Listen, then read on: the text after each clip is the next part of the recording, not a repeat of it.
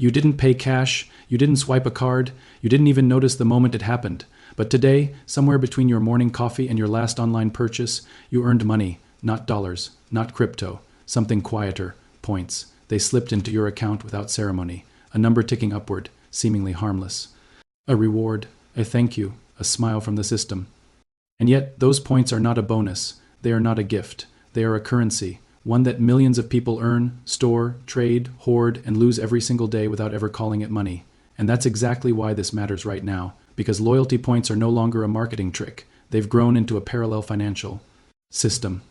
One with its own rules, inflation, black markets, and power structures, and unlike the money in your wallet, you don't really control it. Let's rewind.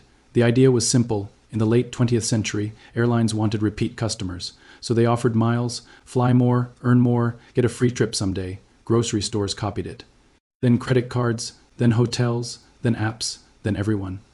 It felt like a win. You spend anyway. You get something extra, free value. But systems don't stay small. Fast forward to today. Airlines issue more miles than they fly passengers. Credit card companies buy points from airlines by the billions. Entire hedge funds exist to value reward programs. Some airline loyalty divisions are more profitable than the airlines themselves. That's not a metaphor. It's a balance sheet fact, which raises an uncomfortable question. If points are just rewards, why do they generate more profit than the core business? The answer is because points behave like money. They are issued, they are priced, they are stored, they are redeemed, they inflate, they expire, and most importantly, they shift power. Here's how the system actually works, step by step. When you swipe a rewards credit card, the merchant pays a fee. Part of that fee goes to the card network, part goes to the bank, and a slice goes to buy points from a loyalty program. Those points are created out of thin air, no gold backing, no fixed supply, just a promise of future. Redemption. You see 200 points earned, the bank sees a cost.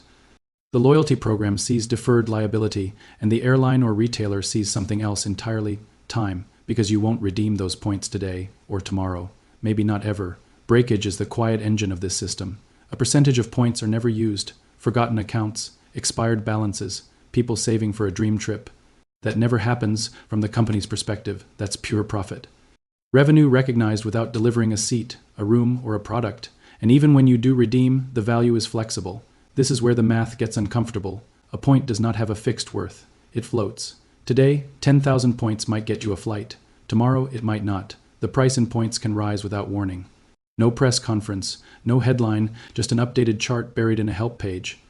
That's inflation. Except unlike a national currency, you don't vote for the people who control it. You can't demand transparency. You can't cash out at will. Your purchasing power can be quietly diluted overnight, and it often is. Airlines call it dynamic pricing. Hotels call it peak redemption. Credit cards call it program updates. But stripped of branding, it's the same mechanism every currency faces when too much supply chases limited goods. Only here, the issuer benefits when value erodes. There's an irony hiding in plain sight. Loyalty points were meant to reward loyalty, but they actually reward disengagement. The longer you wait, the worse your deal usually becomes.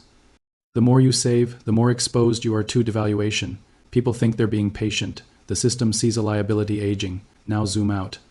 In the United States alone, loyalty points outstanding are estimated in the trillions, not dollars, units, a shadow economy of promises, and unlike bank deposits, they're not insured.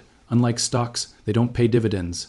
Unlike cash, they can vanish by policy change. Yet people plan vacations around them. Some even plan retirements.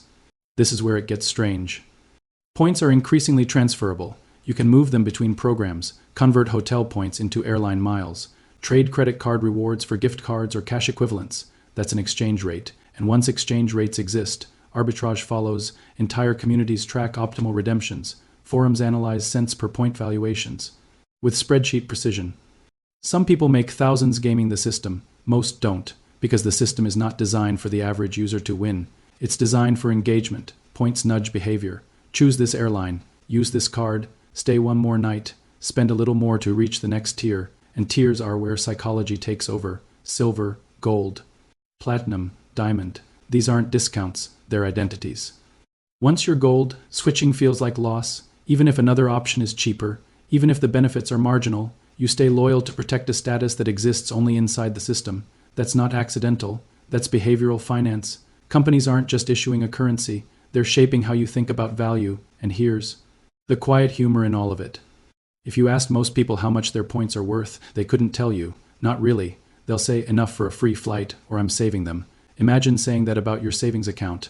Now imagine a bank that can decide unilaterally that your dollars buy less tomorrow and calls it a program refresh. That would be a scandal. With points, it's normal, and it gets riskier. Because loyalty currencies don't exist in isolation. They're tied to corporate health. If an airline struggles, the value of its miles drops. If a retailer goes bankrupt, points can disappear entirely. In a crisis, companies protect cash first. Points come last. They are promises, not assets. Yet collectively, people treat them like wealth. This is the hype versus reality gap. The hype says you're getting something for nothing. Free travel, free upgrades, free stuff. The reality is you're being paid in a private currency issued by a corporation with terms that can change at any time. Sometimes that trade is worth it. Often it's not. But almost no one frames it that way. Now zoom out one more level. Why? Does this matter now? Because as real-world currencies inflate, people are more sensitive to value. They chase efficiency, optimization, hidden edges. At the same time, companies are tightening loyalty programs, reducing generosity, increasing breakage, making redemptions harder, two forces colliding, consumers treating points like money, issuers treating them like liabilities. That tension doesn't resolve quietly. It resolves through devaluation, complexity, and confusion. And here's the final twist. Loyalty points strain people to accept a world where money is fragmented, where value is siloed, where your wealth only works inside certain ecosystems. That's a powerful precedent. Because once you're comfortable holding value, you can't freely move, cash, or audit. The line between money and permission gets blurry. So the next time you earn points, pause. Not because they're useless, not because they're a scam, but because they are doing something very specific. They are teaching you how to live inside someone else's currency system. And the unresolved question isn't whether loyalty points are good or bad. It's this: in a world quietly filling with private currencies, who decides what your rewards are really worth you, or the system that issued them?